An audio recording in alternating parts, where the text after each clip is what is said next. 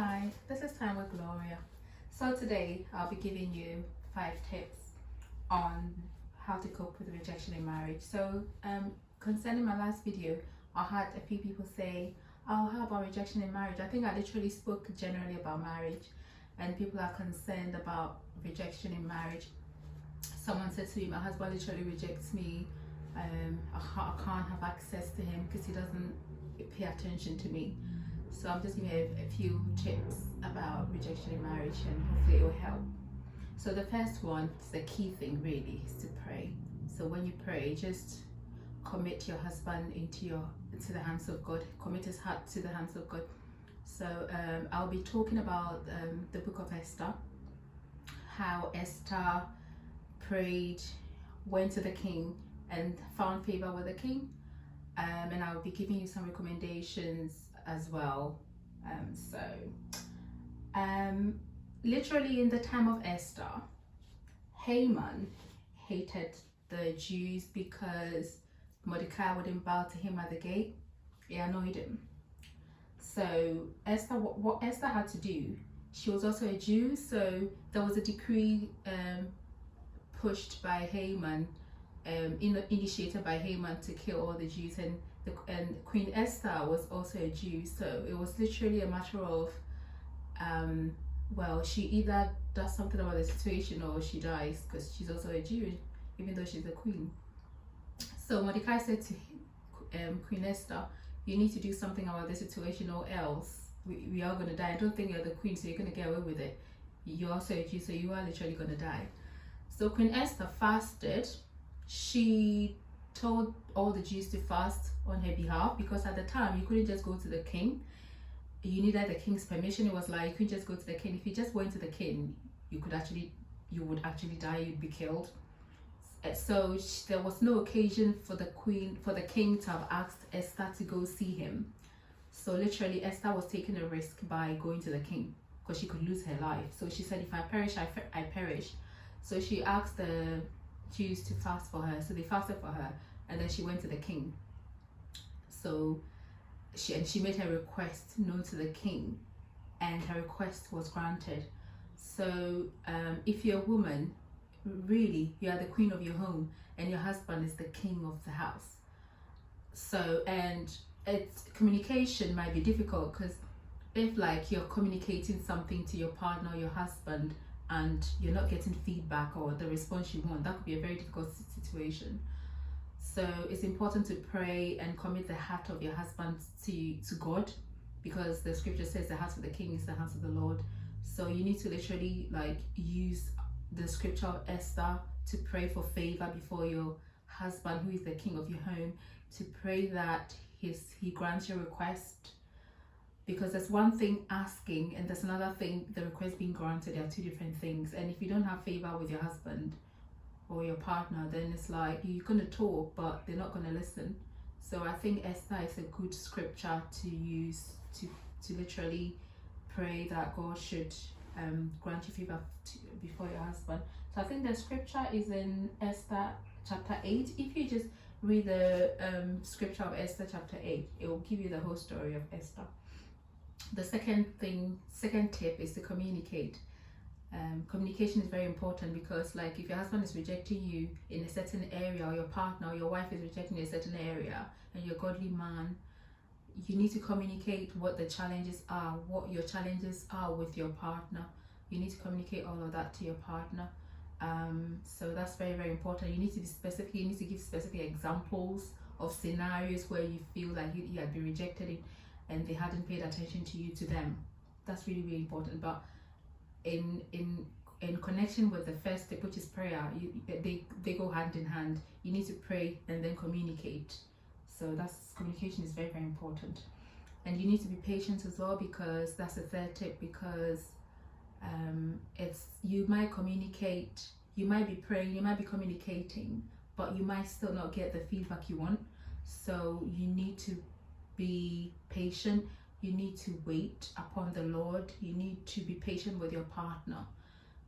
You need to just give them time to come round on the same page as you, because you might be on two different pages. So you need to actually keep praying and just trust things in God's hands and just be patient with the whole scenario. So I'm going to give you a little bit of an example with this Hosea, Bible scripture of Hosea as well.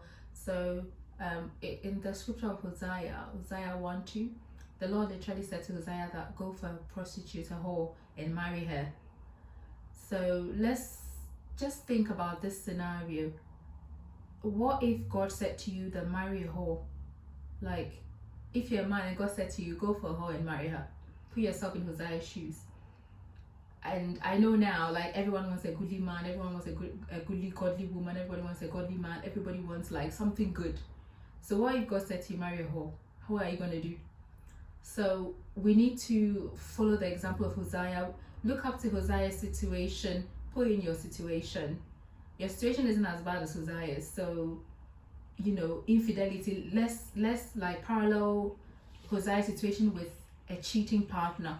So if your Hosea's wife was literally a whore, to put it example, if you're dealing with a cheating partner, God said to Hosea, marry a whore. So if your partner is cheating, put yourself in Hosea's shoes. Like, I think sometimes God probably allows us to go through these things to teach us something, maybe patience, maybe endurance. And to be honest with you, 1 Corinthians 13, that talks about love. It just says love that never fails, love endures, it's not envious. So if love is not envious, if love that doesn't fail, if love forgives and all that, and your partner is doing all these things, maybe you should feed on 1 Corinthians 13 and just see what love does and try and get through it. It's really hard. Like, now, unless you're a Christian, it's easy to just walk out and say, look, I can't deal with this.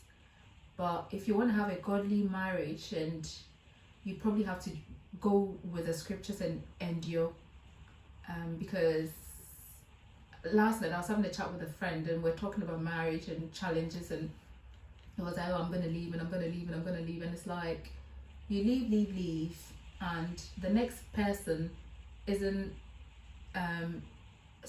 faultless either. The next person you're going to move on to is going to have their own issues.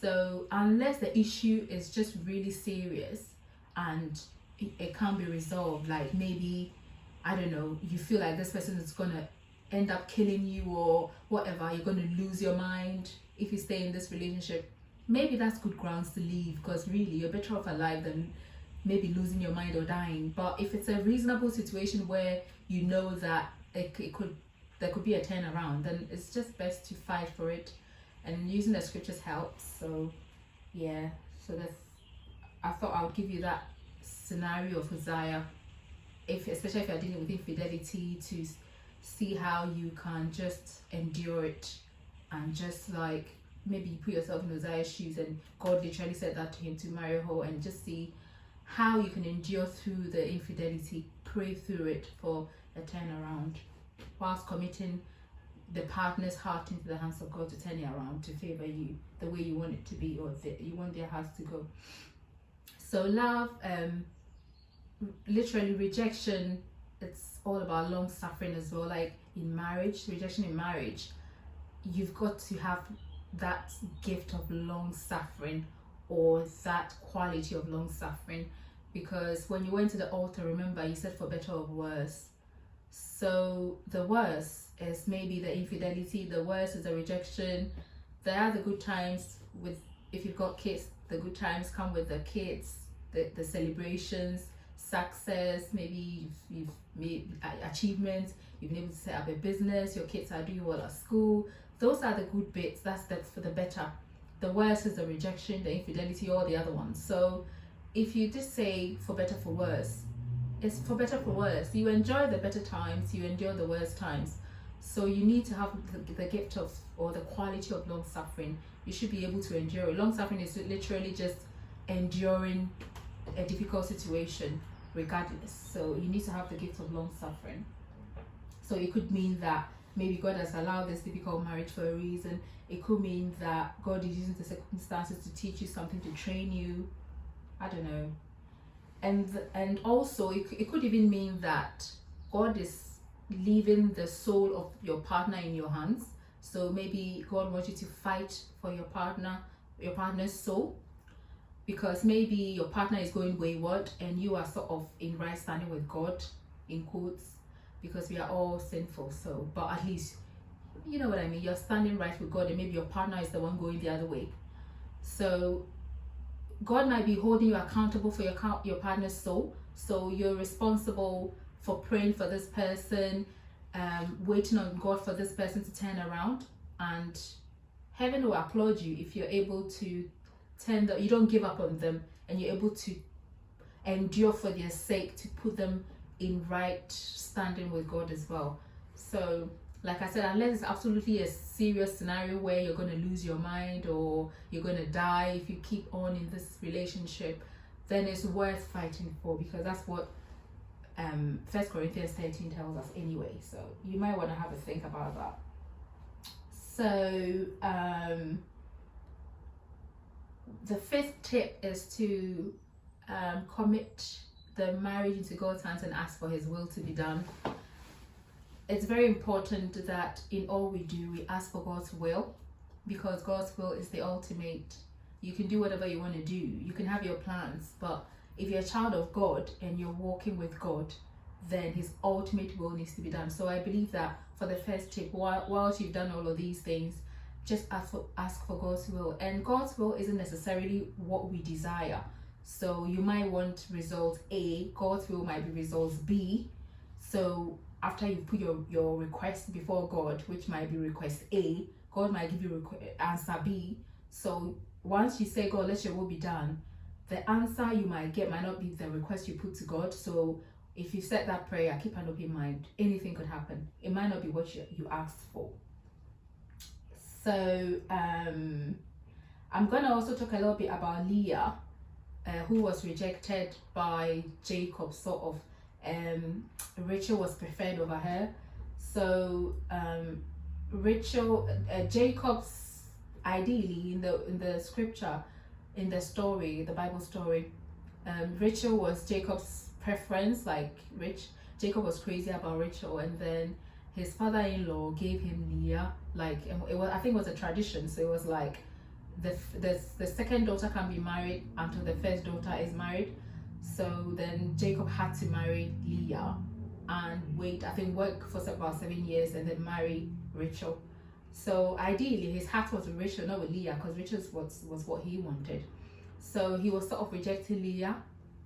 And the scripture actually says, and I'm going to quote it, that's Genesis 29:31, and this is the Amplified Version. It says, "And when the Lord saw that Leah was despised, He made her able to bear children, but Rachel was barren." So literally, the scripture is saying that God fought for Leah because she was rejected by Jacob. So that tells me that if you are being rejected in your relationship, God is probably going to fight for you if you leave it to Him to fight for you. Because the scripture is explicitly saying that when the Lord saw that Leah was rejected, He looked favorably on her, and gave her kids. See? But then Rachel was barren. So if God gave Leah kids because she was rejected and despised, and He saw this, then that tells me that if you're in a marriage and you're being rejected, God sees it, and He's probably going to fight for you if you let Him. He can't if you don't let Him, but He will if you let Him. So maybe feed off the scripture of Leah as well. Let Leah's story inspire you, and just trust God to turn things around for your favor if you feel like you're being rejected.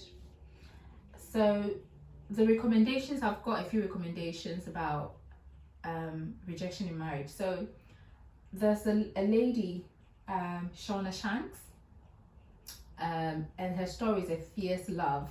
You can find her story on YouTube and read about it on Google. I chanced by her one time, just by chance, and she is a Christian woman whose husband was cheating. So I think he was actually going to leave her, and she had the option to either leave, which is always the options, either are you going to stay with this cheating partner or you're going to leave. And then she's a Christian woman, so I think she was praying about it, and then the scripture from 1 Corinthians 13 dropped in her spirit, and that says, all the things love can do, Love doesn't envy, love is patient, love is kind, love doesn't fail, blah blah blah. All these things love overcomes, like love does. So she just like hang on to that scripture and fought for her marriage, and things turned around. So, you know, you can look at her story. She might inspire you, because I think it's a really, really inspiring story. And then Tyler Perry, on the contrary, his movie is Diary of a Mad Black Woman. So this is a woman who marries her man from young age. They stay together. The man becomes very successful. She ends up, I think she was a housewife. You know, it's a really old movie. She ends up a housewife. He's the one literally bringing in the income, because he was a lawyer, a very successful lawyer.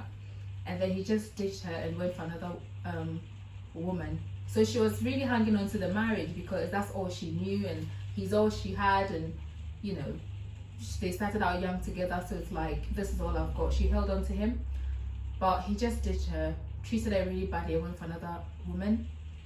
And that story, Tyler was really trying to say that sometimes it's worth letting go, because in the end she met someone else and she was much happier. You know, it sort of ended. She had a good ending. She had a happy ending, and her husband didn't. Well, her ex didn't have such a happy ending. So this is like a twist. This is like a little twist. Like, maybe sometimes it's worth leaving if you know that this thing is absolutely gonna ruin you. You know. And also, Tyler has got Why Did I Get Married and Why Did I Get Married Too.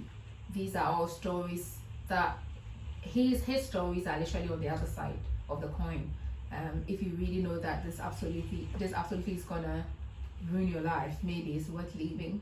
But before you leave, make sure that you are at peace with that decision, because I know that God loves marriage and God created marriage, and I know divorce is really hard. So if you have to leave, then it absolutely has to be your only option.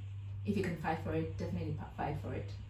So the keynote is, as much as it's a good idea to give up on your marriage, let the Lord lead you, because no one can make that decision for you. You have to make it yourself. Every circumstance is peculiar. Every circumstance is unique. Everybody's marriage is unique. Everybody's marriage has got his own challenges. So you just got to look at your challenges, use the scriptures, pray, let the Lord lead you, trust the Lord, and make the decision that's right for you. But make sure the Lord leads you, because no one can make that decision for you. No counselor can make that decision for you. You've just got to let the Lord lead you. The counselor can advise you, but the conviction has to come from God. You have to make that decision yourself, knowing that it's the best decision for you. Although we encourage that you fight for the marriage if you can. So these are my 5 tips about rejection in marriage.